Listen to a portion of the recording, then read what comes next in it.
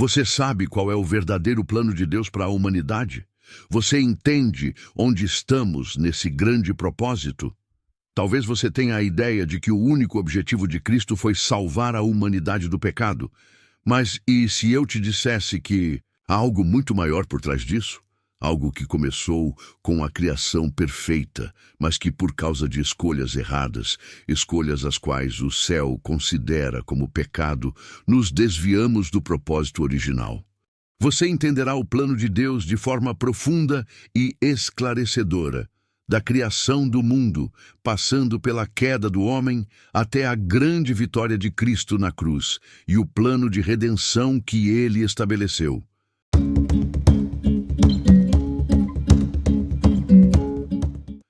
Será que você já parou para refletir sobre o significado do livre-arbítrio e o impacto que ele tem na sua vida hoje? Você entende como está conectado a tudo isso? Se você já se sentiu perdido, frustrado ou com dúvidas sobre seu propósito, este vídeo é para você.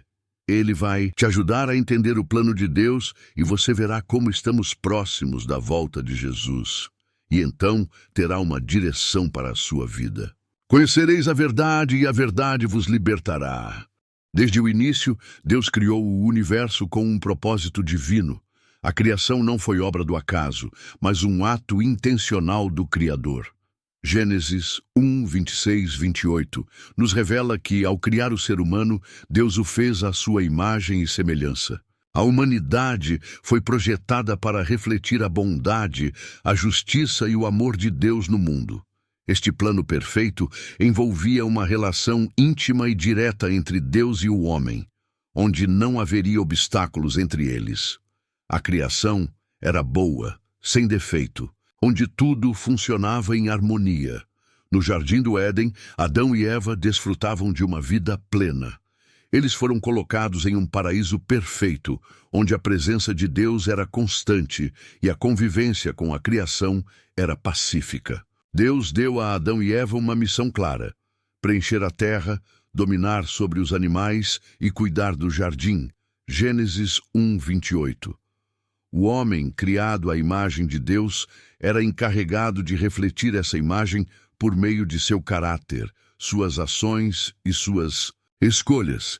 A ideia era que, através dessa harmonia com Deus, a terra fosse um reflexo do céu.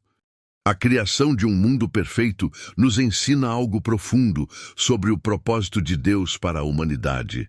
Deus não criou o homem para que ele vivesse sozinho ou isolado. Em Gênesis 2:18, vemos que Deus declarou que não é bom que o homem esteja só.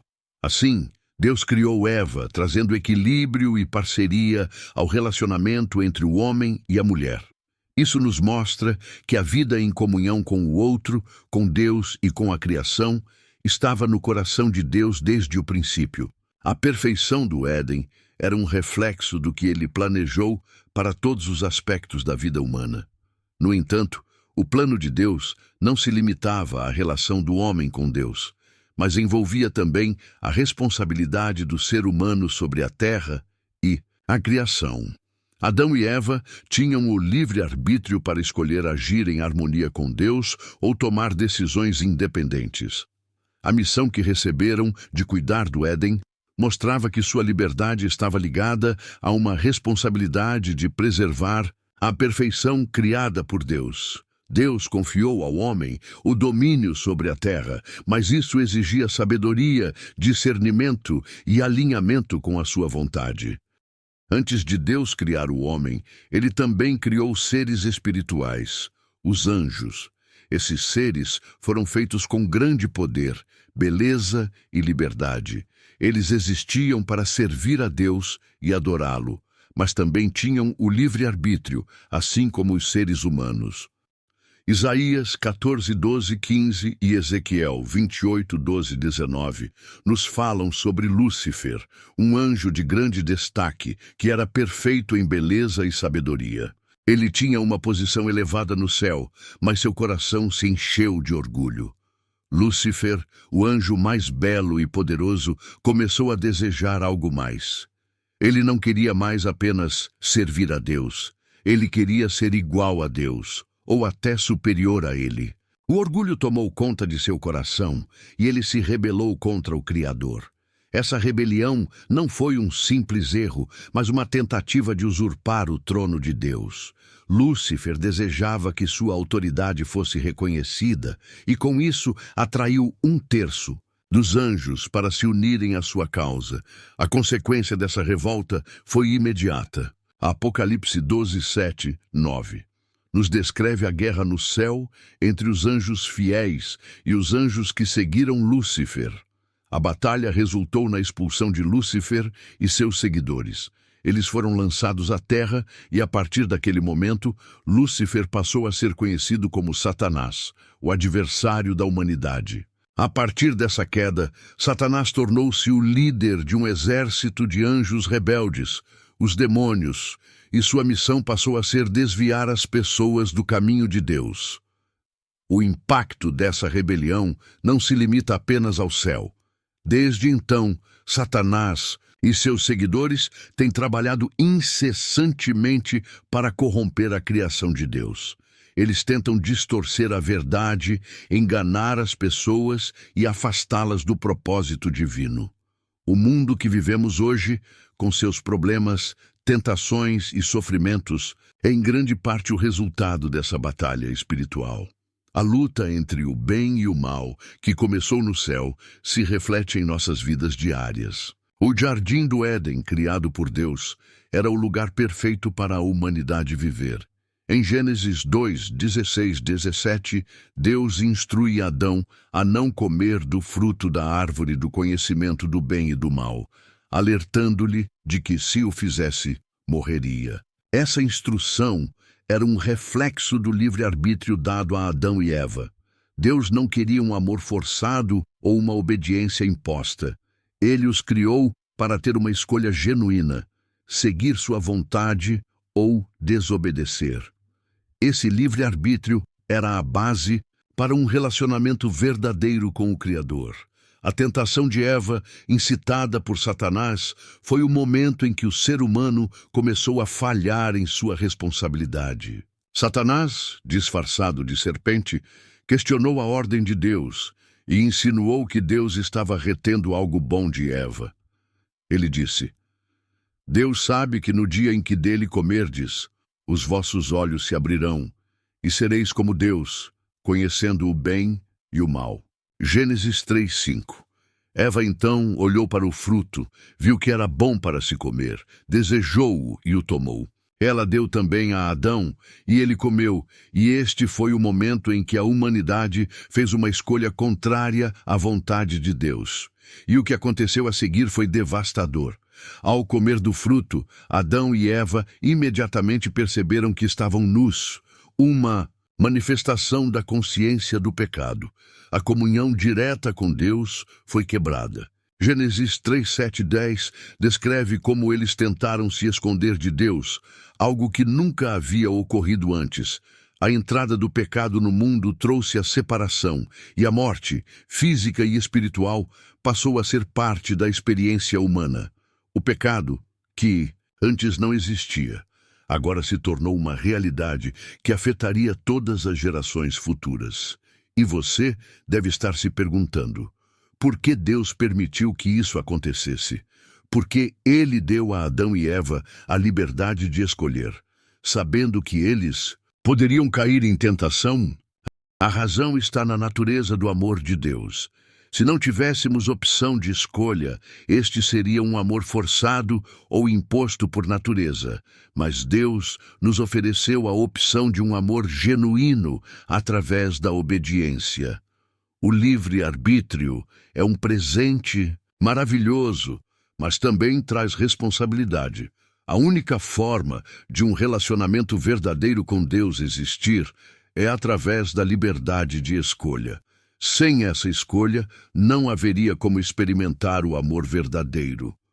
O pecado de Adão e Eva reflete em nossas vidas diárias. Todos nós enfrentamos escolhas semelhantes, a oportunidade de seguir a vontade de Deus ou ceder às tentações ao nosso redor.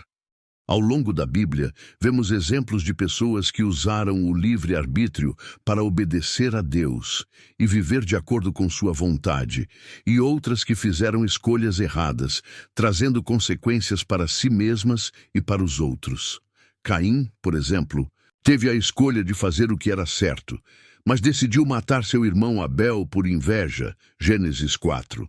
Abraão, por outro lado, confiou em Deus e obedeceu quando foi chamado a sair de sua terra para uma nova promessa, Gênesis 12.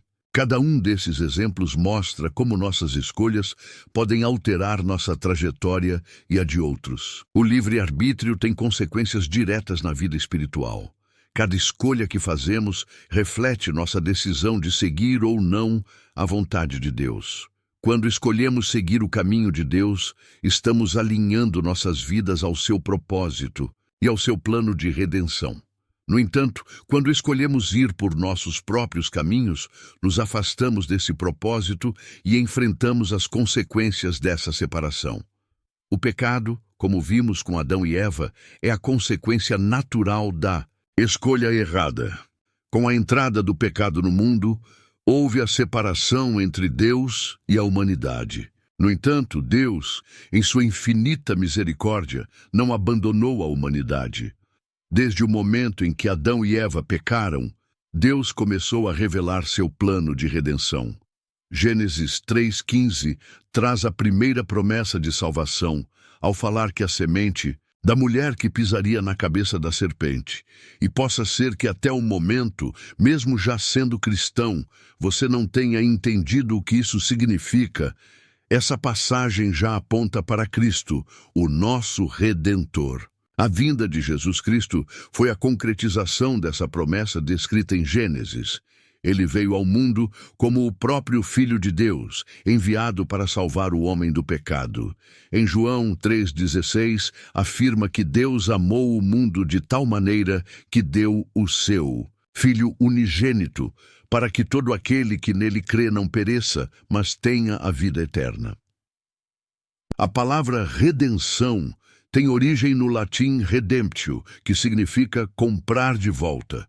Esse conceito implica que, devido ao pecado original, a desobediência de Adão e Eva, a humanidade estava em cativeiro, separada de Deus. A redenção, portanto, é o resgate dessa humanidade perdida, sendo restaurada ao relacionamento com Deus. A promessa de redenção que Deus fez em Gênesis 3:15 se concretizou com a vinda de Jesus Cristo. Através de seu sacrifício na cruz, ele cumpriu a promessa de esmagar a cabeça da serpente e trazer salvação à humanidade. Jesus veio para fazer a obra da redenção. Ele viveu uma vida sem pecado, sendo o exemplo perfeito de obediência ao Pai. Sua morte foi o pagamento pelos pecados da humanidade, e sua ressurreição foi a garantia de que a morte e o pecado não tinham mais poder. Jesus, ao se entregar por nós, deu um novo significado à nossa existência. Ele restaurou a relação quebrada entre Deus e os homens.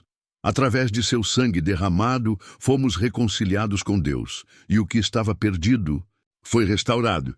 A promessa da salvação é para todos que crerem, que se arrependem dos seus pecados e que o aceitam como Senhor e Salvador. Este é o verdadeiro plano de Deus para a humanidade, uma oportunidade de reconciliação com Ele, não baseada em nossas boas ações, mas no sacrifício de Cristo. Em João 14:6, Jesus afirma: "Eu sou o caminho, a verdade e a vida. Ninguém vem ao Pai senão por mim." A salvação, portanto, é acessível somente através de Jesus Cristo. No entanto, essa salvação não é automática. É necessário que cada um de nós faça uma escolha consciente de seguir a Cristo, crendo em seu sacrifício e aceitando seu chamado para viver em comunhão com Deus. O arrependimento dos nossos pecados é uma condição essencial para essa reconciliação, pois somente reconhecendo nossos pecados podemos experimentar a verdadeira transformação. Você já tinha conhecimento de que faz parte dessa história? Do valor que Cristo pagou por você? Ou você ainda acredita que está neste mundo por acaso? A salvação em Jesus é um presente imensurável que não podemos ignorar, mas ela exige de nós uma resposta: crer, se arrepender e segui-lo todos os dias. Após a ascensão de Cristo, a Igreja foi estabelecida como a representante de Deus na terra. A missão da Igreja é clara: compartilhar o Evangelho com todos os povos e discipular as nações, levando a mensagem de salvação de Cristo. Mateus 28, 18, 20, conhecido como a Grande Comissão, nos instrui a fazer discípulos de todas as nações, batizando-os e ensinando-os a guardar tudo o que Cristo ordenou. A Igreja, portanto, tem um papel vital no plano de Deus. Ela é a porta-voz da verdade que liberta e traz vida. Nos dias de hoje, o papel da Igreja é ainda mais relevante, pois vivemos em uma sociedade que muitas vezes rejeita os valores cristãos. A pressão contra a fé é grande, mas a missão da Igreja nunca foi tão importante. O mundo precisa conhecer a verdade do Evangelho, e a Igreja tem a responsabilidade de ser luz no meio das trevas, proclamando a salvação e a esperança em Cristo. O papel da Igreja é, portanto, essencial no plano de Deus. Ela deve ser uma ferramenta de transformação, levando as pessoas ao arrependimento, à salvação e à reconciliação com Deus. A missão da Igreja é urgente e todos os cristãos têm uma parte a desempenhar neste grande propósito. E agora me diga, você sabe em que momento estamos? Nós estamos aguardando a volta de Cristo. Seu retorno será o cumprimento final de todas as promessas de Deus para a humanidade. A volta de Cristo também será um tempo de julgamento. Aqueles que rejeitaram a salvação em Cristo enfrentarão o juízo final, onde serão separados para a condenação eterna. Em Mateus 25, 31, 46, Jesus fala sobre a separação dos justos e dos ímpios, onde os justos receberão a vida eterna e os ímpios a punição eterna. Este julgamento é inevitável, e é por isso que a mensagem de arrependimento e fé em Cristo é tão urgente. E para os que foram fiéis, viverão o reinado de Jesus. Ele trará um novo céu e uma nova terra. Apocalipse 21, 4 descreve esse futuro maravilhoso. E vi um novo céu e uma nova terra, porque o primeiro céu e a primeira terra passaram, e o mar já não existe. O pecado e a morte serão banidos para sempre, e Deus habitará com seu povo de forma plena e permanente. Não haverá mais sofrimento, nem dor, nem choro, pois tudo será restaurado à sua perfeição original.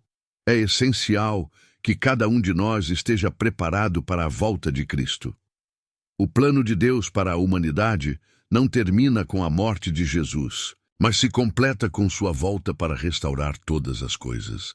A salvação, que é oferecida a todos, deve ser recebida com arrependimento e fé. A volta de Cristo será um momento de grande alegria para os que o seguiram, mas também de grande tristeza para os que o rejeitaram.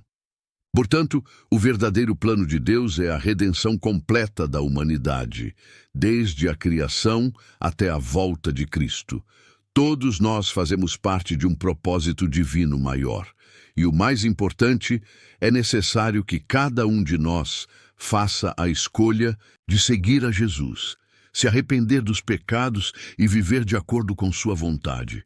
Somente assim experimentaremos a salvação completa e a vida eterna com Deus. Se ainda não entregou sua vida a Cristo, hoje é o dia para tomar essa decisão. Ele te quer, te escolheu, te direcionou esse vídeo. Se você não tinha um propósito de vida, agora você tem. Feche os olhos e faça sua oração. Jesus Cristo, eu te aceito como meu Senhor e Salvador. Eu creio que o Senhor é o Filho de Deus. Creio que morreu na cruz para salvar a humanidade dos pecados. Creio na sua ressurreição e sei que o Senhor está voltando para o julgamento final. Transforma meu coração, me ajuda a andar nos teus caminhos. Eu te entrego meu coração. Sou falho, mas sei que o Senhor é o caminho, a vida e a verdade. Amém. Saiba que o céu certamente está em festa. Você foi muito esperado. Quer entender melhor essa nova identidade? No próximo vídeo, te conto tudo sobre quem somos nós em Cristo e como você consegue aplicar o Evangelho no seu dia a dia. Fiquem na vibe de Jesus. É nós.